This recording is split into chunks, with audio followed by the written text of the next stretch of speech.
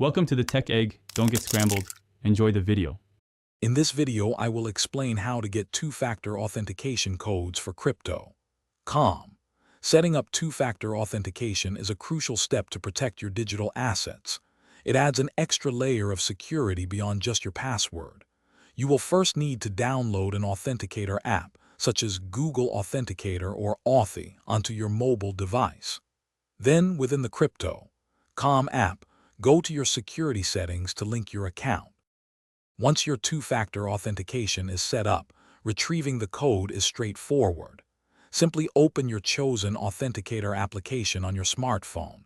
You will see a list of accounts you have linked, and one of them will be for Crypto.com. Next to it, a 6-digit code will be prominently displayed. Remember, this code automatically refreshes every 30 seconds, so you always have a new, secure number to use. You will be prompted to enter your two-factor authentication code at various points within the Crypto.com app.